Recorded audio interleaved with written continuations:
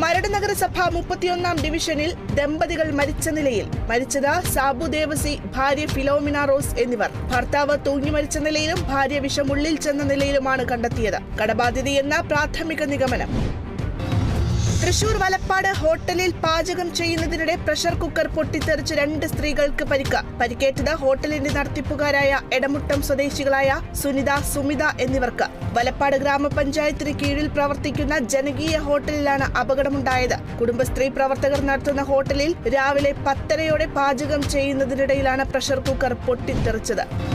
കൊടുങ്ങല്ലൂർ ആല പനങ്ങാട് സാഹിബ് ജുമാ മസ്ജിദ് ജമാഅത്ത് മഹലിൽ ഷെയ്ഖ് മുനവർ ഷാ തങ്ങളുടെ 230ാമത് ആണ്ട് നേർച്ചയ്ക്ക് തുടക്കം. പാണക്കാട് സയ്യിദ് മുഈൻ അലി ശിഹാബ് തങ്ങൾ പതാക ഉയർത്തി ഉദ്ഘാടനം ചെയ്തു.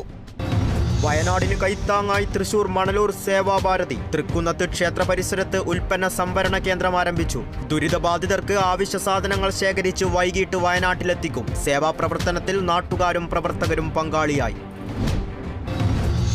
വയനാടിന് സഹായഹസ്തവുമായി Thrissur Peringottukara Nehru studies centre and cultural forum. വയനാടിനൊരു കൈത്താങ്ങ് കളക്ഷൻ സെന്റർ ആരംഭിച്ചു. Panchayat vice president OS Ashraf collection centre ഉദ്ഘാടനം ചെയ്തു. ആഗസ്റ്റ് 15 വരെയാണ് ആവശ്യ സാധനങ്ങൾ ശേഖരിക്കുന്നത്.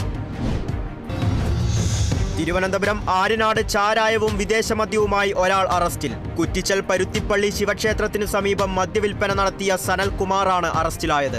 5 ലിറ്റർ വാറ്റുചാരായവും 10 ലിറ്റർ വിദേശമദ്യവും ഇയാളിൽ നിന്നും കണ്ടെടുത്തു.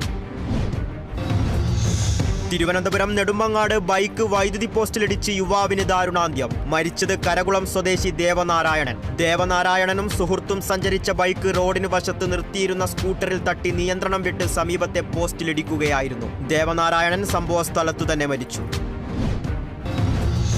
61 പേരുടെ കൊച്ചി മുതൽ ബാംഗ്ലൂർ വരെയുള്ള ആകാശയാത്ര പുറപ്പെട്ടു. കുടുംബശ്രീയുടെ കീഴിൽ തുടക്കമിട്ട ആദ്യ travel and tourism team dreamy ഡെസ്റ്റിനേഷനോടൊപ്പമാണ് ഈ യാത്ര.